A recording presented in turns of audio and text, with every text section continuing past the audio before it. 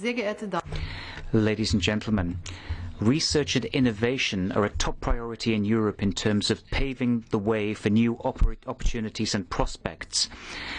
The business world and the scientific community have always been able to translate creativity and new ideas into progress, prosperity, and a better quality of life. Because of that, we can look towards the future with confidence. Whether we're talking about energy, the climate, mobility, health, food or security, there's no shortage of challenges which require new solutions, but there's also no lack of competitors seeking out those solutions.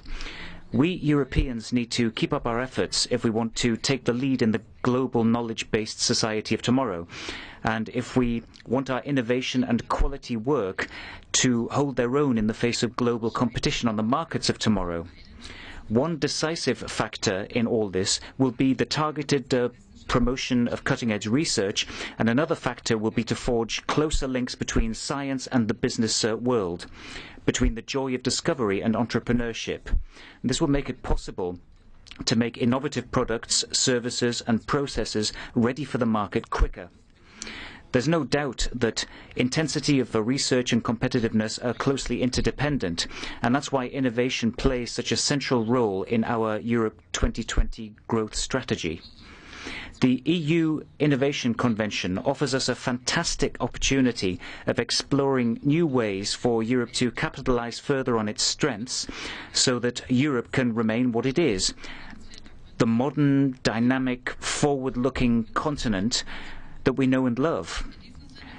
On this note, I wish you all a successful conference, full of interesting encounters and exciting discussions.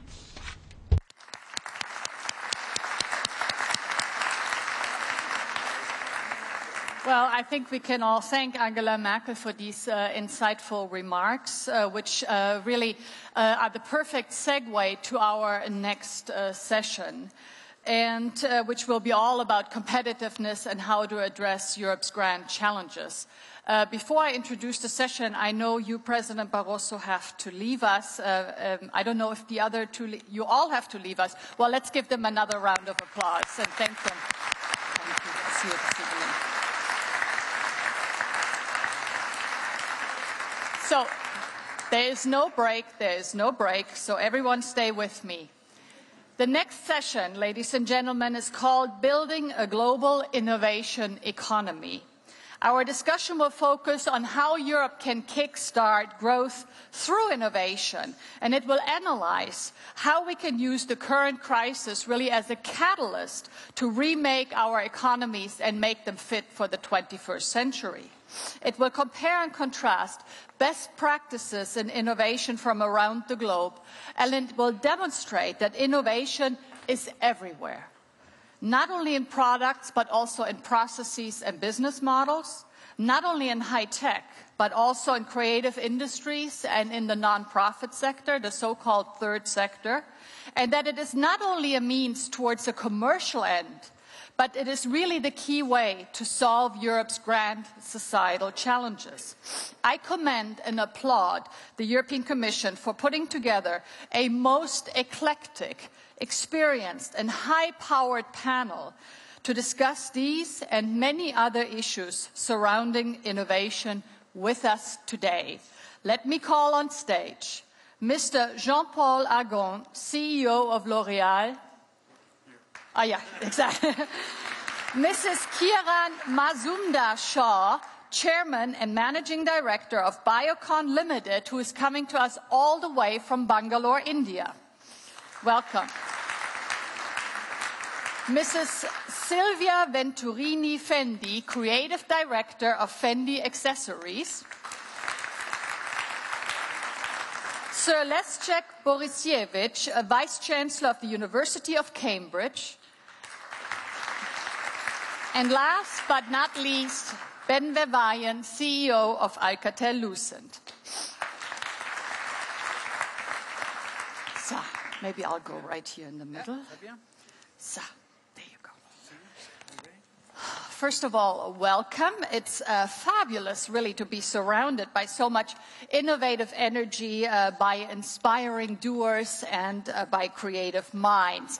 Now, before we jump into the debate, I want to briefly mention again to our participants, both here inside the room as well as our followers outside the room, that you can send your comments and questions by Twitter. This is very much supposed to be an interactive dialogue.